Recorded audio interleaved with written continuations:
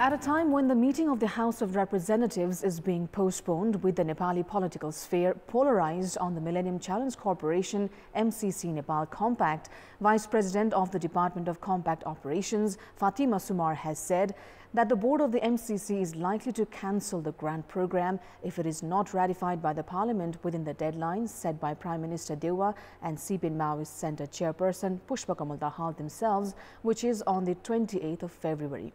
Good morning, I'm Sarah Sapsanama and these are the headlines of the hour.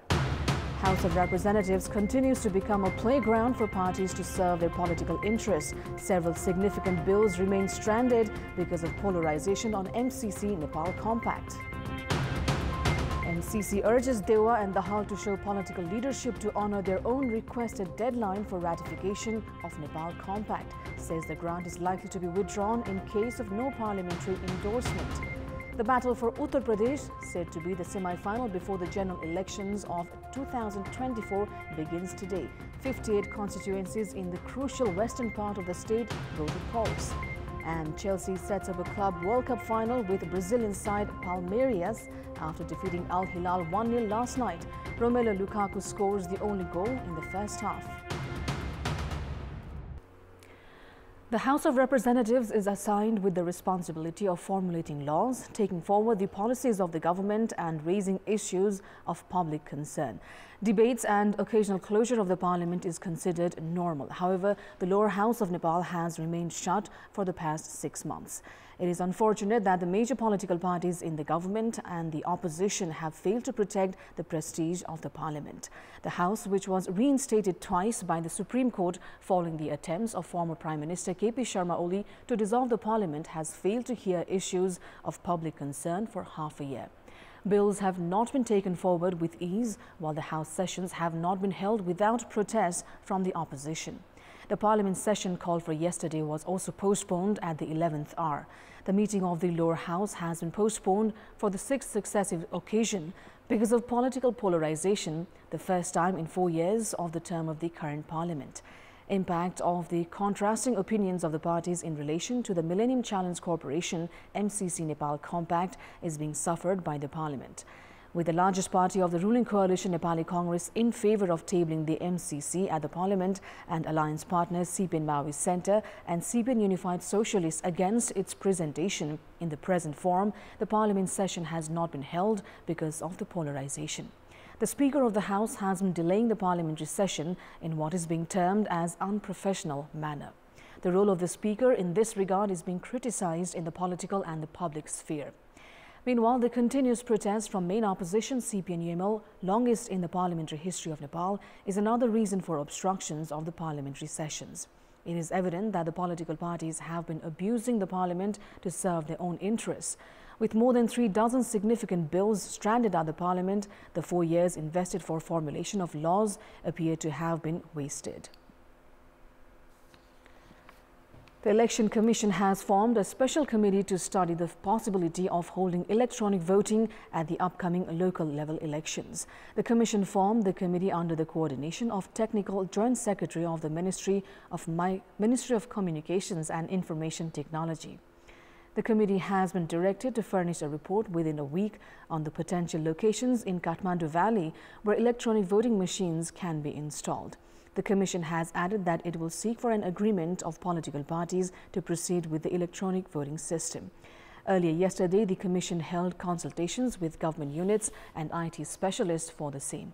Likewise, the Commission officials also inspected potential electronic voting machines yesterday.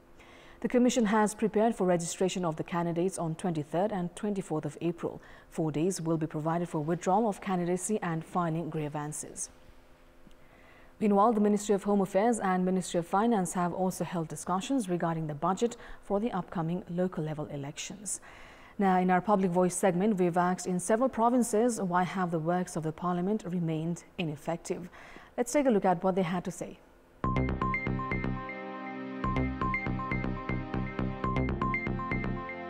नेताहरू जिम्मेवारी नभएको कारणले होला। यो राजनीतिक खिचतानी हो। विकासको काम भन्दा व्यक्तिगत रूपमा राजनीति गर्न खोजेको कारणले गर्दा हामीले भोट हालेको कुनै अर्थ छैन। सत्तामा कसरी जाने भन्ने खालको चाहिँ यो दलीय प्रवृत्ति छ। सरकार र प्रतिपक्षको लडाईले गर्दा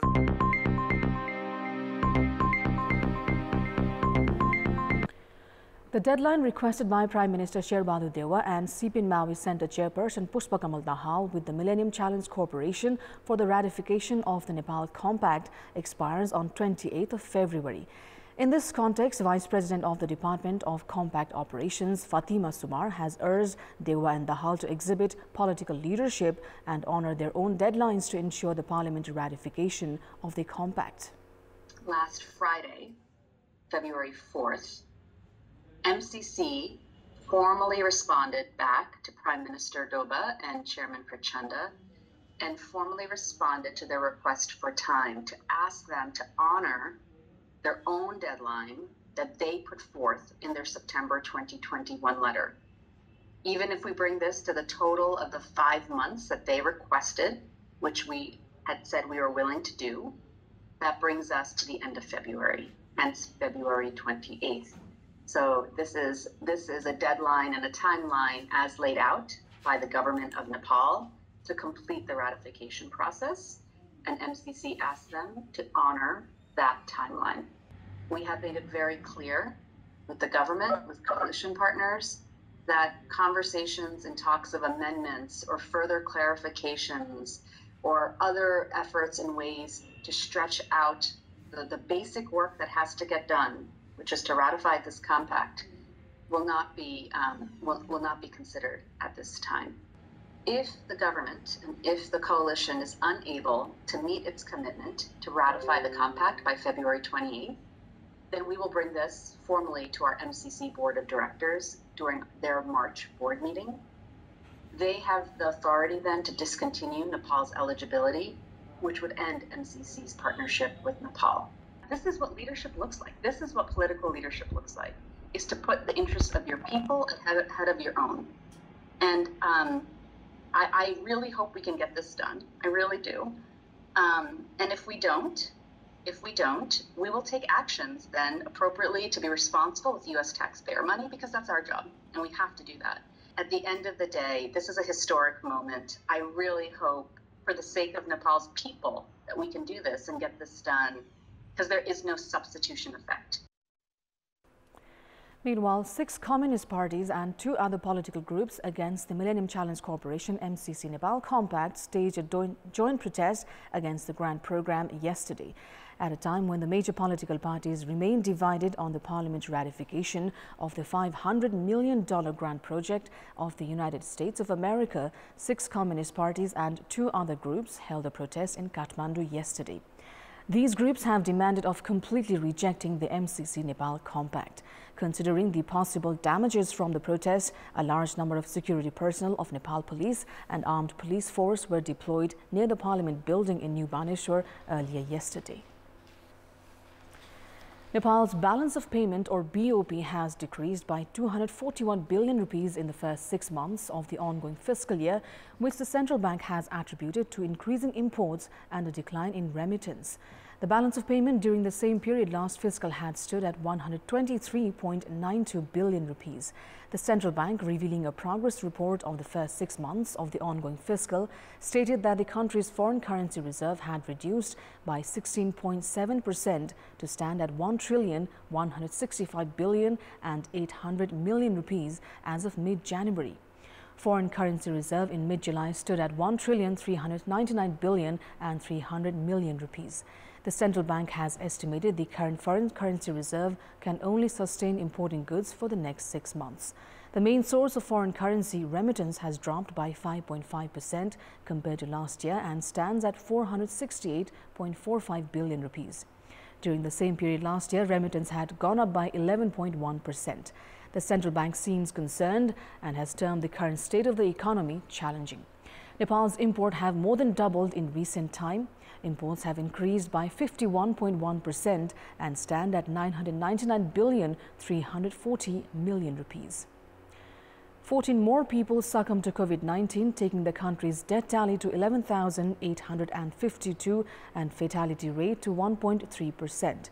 Meanwhile, 1,851 tested positive for the virus yesterday, as 11,603 samples were tested through the PCR method. The total COVID infection tally has climbed to 970,462. Kathmandu district continues to report the highest number of daily infections, with 890 new cases reported yesterday. Lalitpur reported 102 new infections, Kaski reported 79, Morang 45, Jhapa 41, Sunsari 36, Chitwan 33, Nuwakot 32, Bage 30 and Rupandehi 28 new cases. According to the Ministry of Health and Population, 273,349 received COVID-19 vaccines, while 7,777 COVID-infected registered full recovery yesterday. There are 30,241 active cases at the moment, which includes 29,117 in home isolation, 242 in ICUs and 42 in ventilator support. It's time now for our segment Public Pulse, where you text us with your opinion.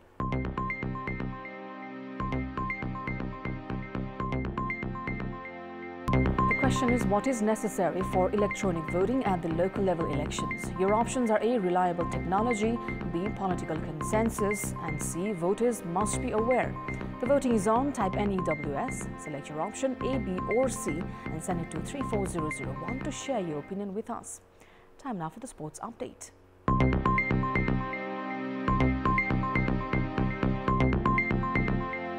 A brace from Ravi Shankar Paswan helped Nepal Police Club secure a 2-1 win over Chasol Youth Club in their Martyrs Memorial A-Division League match played yesterday. Paswan put the departmental team ahead in the 37th minute of the match played at the Dashrath Stadium. However, Mosa Abba Ghana converted a penalty in the 53rd minute of the match to equalize for Chasol. Paswan then concluded his brace in the 70th minute to reinstate Police's lead. With no further goals, Police secured the 3 points and now are placed 10th in the table with 10 points from 9 matches. Chasol are placed 13th in the league standings with only 5 points. That's all for the moment. Thank you for watching. Bye for now.